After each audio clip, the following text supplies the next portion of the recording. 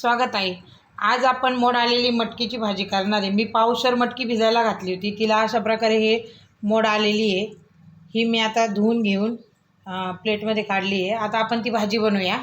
झाली आहे, यामध्ये आता आपण तेल ओतणार आहे।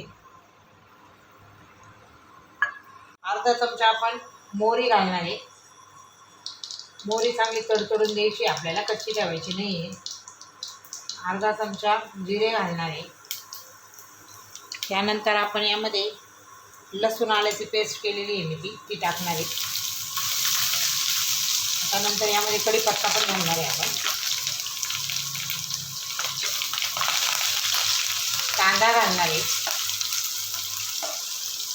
छोटे छोटे दोन कांदे मी चिरून घेतलेली आहे आणि टोमॅटो पण घालणार आहे।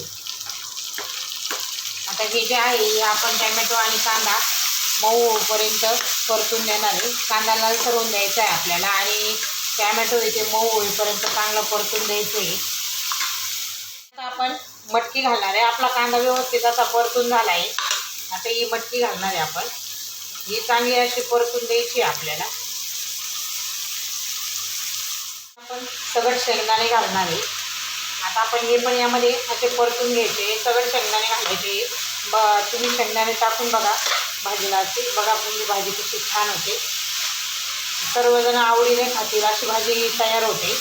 की आता ही छान अशी परतून झालेली बघू शकता तुम्ही। आता आपण यामध्ये मसाले घालणार आहे। यामध्ये आपण लाल तिखट घालणार आहे 1 चमचाभर, छोटा चमचा आहे माझा, आणि हळद घालणार आहे थोडीशी गरम मसाला घालणार आहे आणि 1 चमचाभर किंग मसाला घालणार आहे। थोडासा धना पावडर घालणार आहे आणि थोडासा हिंग। हे सर्व मसाले घालणार आहे आपण यामध्ये, जेणेकरून त्याची टेस्ट छान लागते। किंग घातला की अजूनच छान लागते। आणि यामध्ये आता आपण चवीनुसार मीठ घालणार आहे।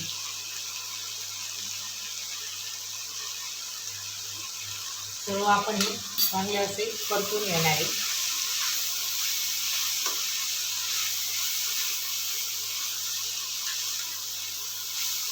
बघू शकता तुम्ही किती छान आहे।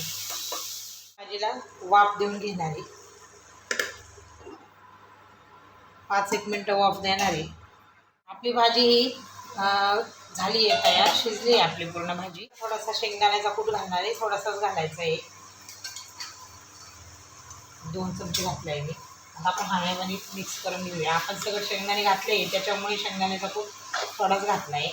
आता आपली भाजी ही जवळपास तयारच झाली आहे। आता फक्त यामध्ये आपली कोथिंबीर टाकायची राहिलेली होती। आता आपण ही कोथिंबीर टाकून घेऊया। कोथिंबीर पण आपण यामध्ये मिक्स करून घ्यायची। तुम्ही भेळीमध्ये सुद्धा अशी भाजी ही मिक्स करून खाऊ शकता।